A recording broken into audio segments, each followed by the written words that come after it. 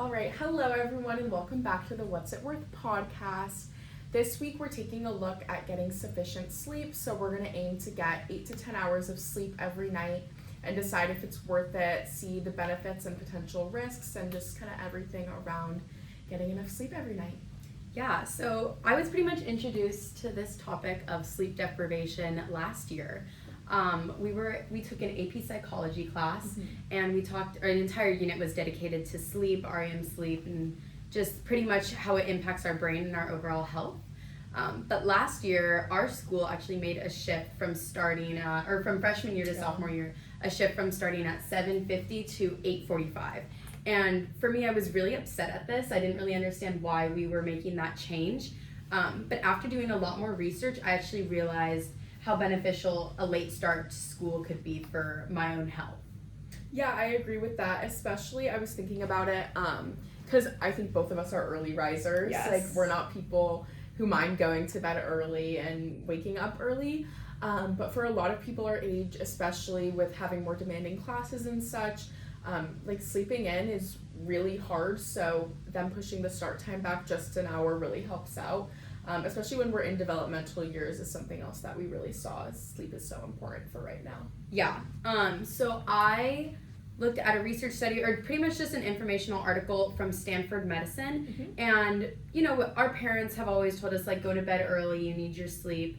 But actually, it's biological for teenagers to actually go to bed 2 hours later than, like, when they were younger. So even if that's, like, 9 p.m., you went to bed at, like, 9 p.m. when you were, like, in elementary school, middle school, you're going to go to bed, or you have a biological tendency to go to bed 2 hours later. So it's not just about, like, wanting to go to sleep. It's that our bodies actually can't go to sleep until that time. Yeah, and that also has to do with our circadian rhythm. So it's just kind of like your all-around clock, the way your body is working all throughout the day.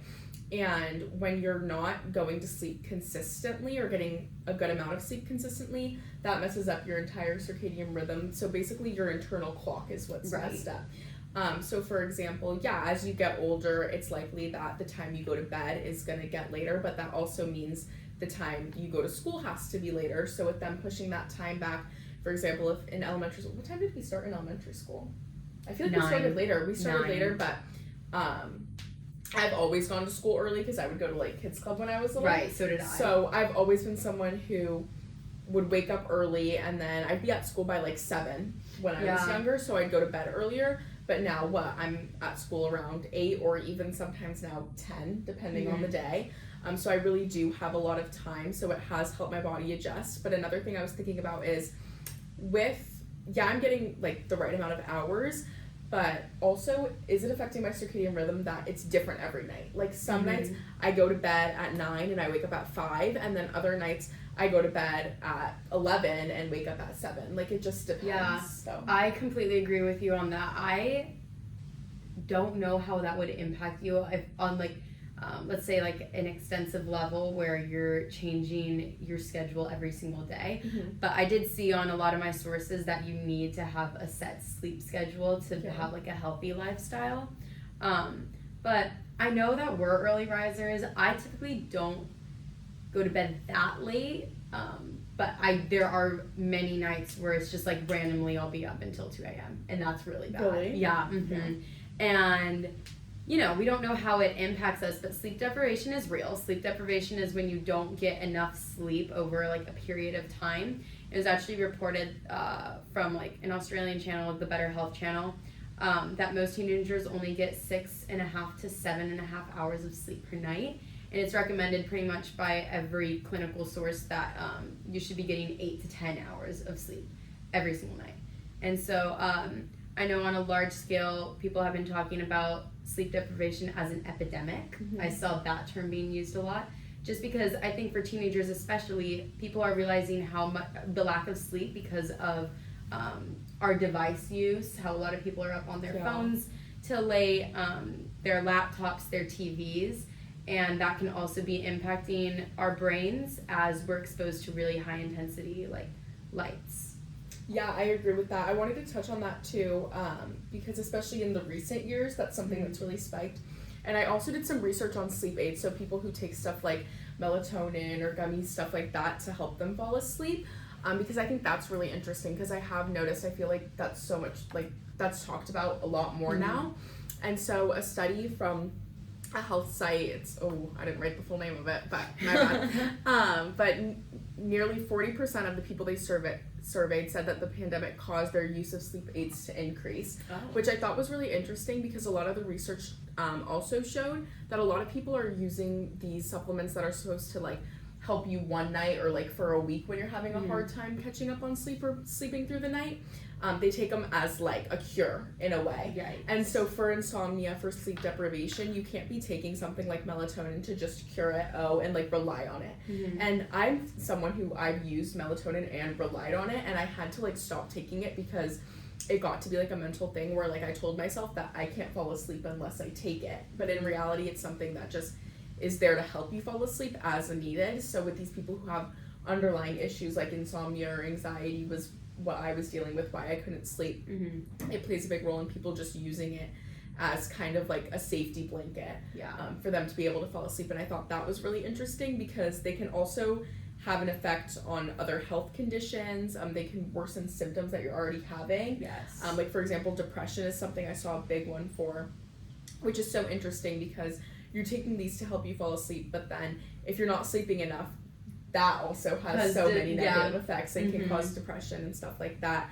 Like high risk for diabetes, heart disease, stroke, and mental health issues like anxiety and depression were something that the Harvard Health Publishing all noted as like effects of lack of sleep. So it's so interesting how it goes both ways with, like you're trying to do something, but you're not necessarily doing it right because you're relying on it instead of really focusing on fixing your sleep routine and sleep patterns. Yeah, that's really fascinating. I didn't look into sleep aids, but I did look into the negative impacts on your health if you do not get enough sleep, and I did see that the mental health issues.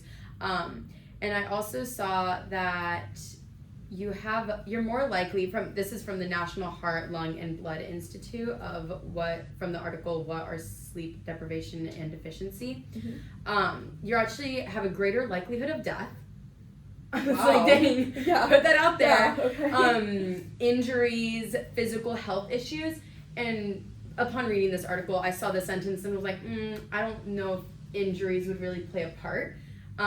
But actually, yes, because your muscles and your body repairs itself when it's sleeping. And so when you're not getting enough, then your body, it's like cut short.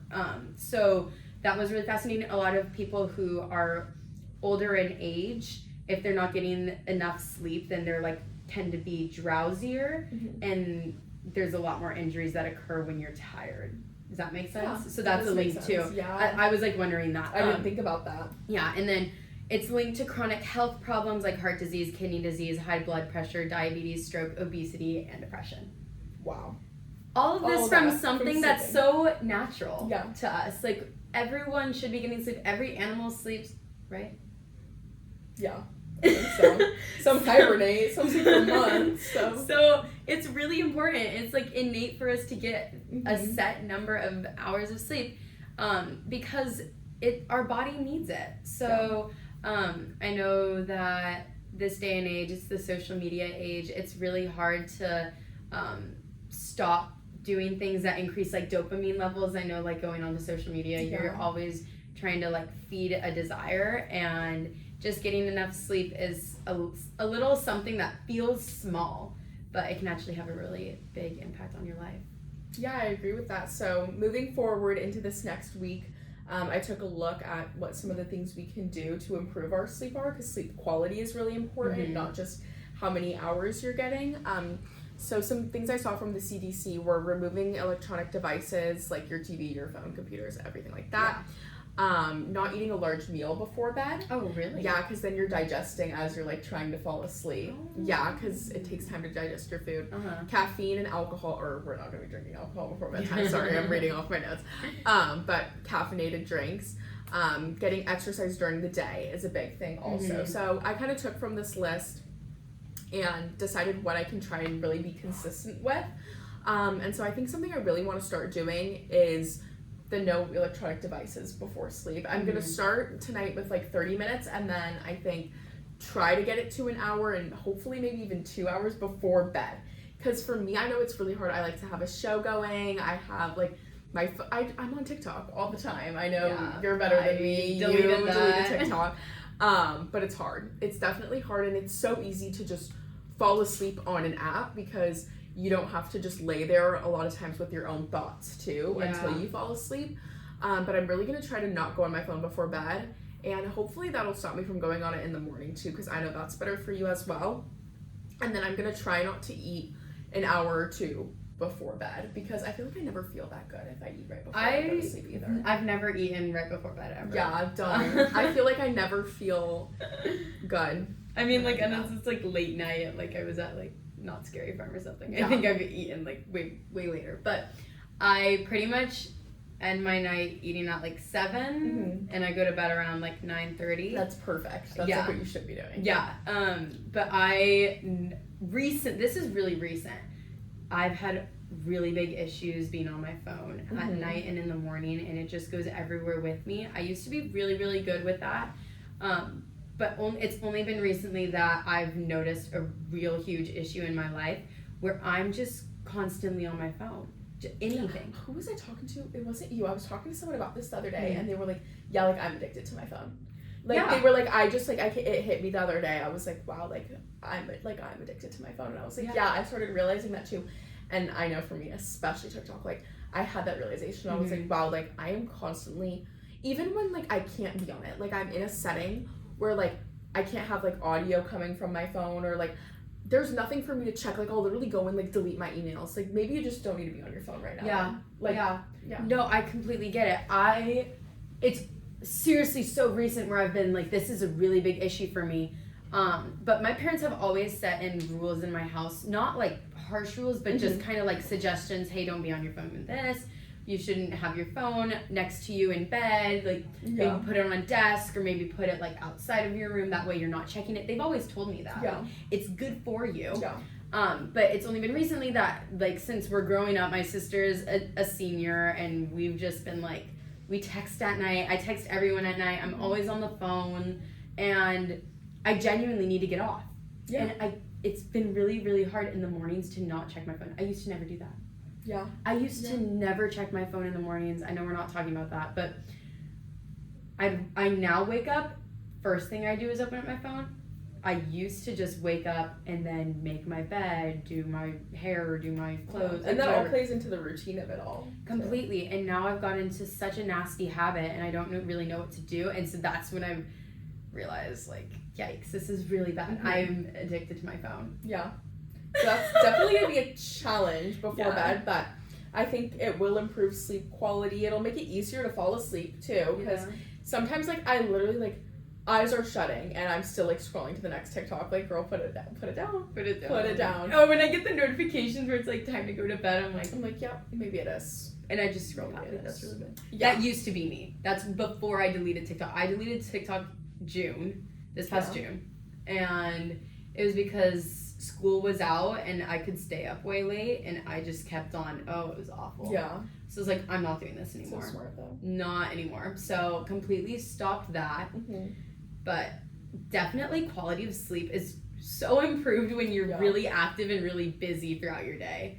So when you said that, I thought about myself, like I went to Disney yesterday, and then after that you can just crash. Yeah. Like you're so tired, you're doing everything, running around, and it feels really good to just crash. So quality is really good. I think that's good, but also I think it goes hand in hand, quality and quantity, when it comes to sleep. Exactly, I agree with that. So I think what we'll be doing, I mean, we're definitely keeping up exercising throughout the week. That's just a given that we'll do that. So that'll definitely help with going to sleep. Changes, the phones gotta go. Devices in general have to go. Exactly. I'm gonna work on not trying to eat before bed. And then caffeinated drinks. It's so easy for me to want one before work. But when you think about it, it's already like the time we go into work, like I go into work at 3:30. So realistically, I don't need one. We are also going on a trip at the end of the week. Oh yeah. With like a little field trip with our pathway here at school. So I know that will make it a little more difficult as well. I mean, that is only one night. Yeah. But that's quality, because we're going to be busy all day. Exactly. And so, like, we're moving. We're going to be tired at the end of the day. But that night, are we going to be able to put our phones down? What have we going to have been eating? Like, stuff like that, you know? We'll see. We'll see about that. Yeah. But touching on quality of sleep, I actually saw, again, from the National Heart, Lung, and Blood Institute, that good quality sleep heals and repairs your blood vessels. Oh, interesting. And speaking of hunger, it helps support the balance of your hunger hormones, ghrelin and leptin. So when you're full and then when you're hungry. That word reminds me of things. I know. Test. I know. And also help support your balance of, or it actually, what is it? Your reaction to insulin. Okay. It like helps that. And Yeah. then it also improves your immune system. So there's so many benefits to good sleep. I'm gonna try my hardest. I know that I skimp on it sometimes where I'm just like, I'm not that tired, I can't sleep. You can sleep. Yeah, especially the next 2 days I have 5 a.m. days, like in a row. Yeah, and I know it's really easy for me to be like push my bedtime 30 minutes is something I'll do those nights, because saying like I'm going to bed 30 minutes later than I should be rather than an hour, but then I push it like 30 minutes 2 or 3 times and it just gets shortened and shortened, and then I tell myself, oh well, I'll just have a Celsius in the morning and I'll be fine.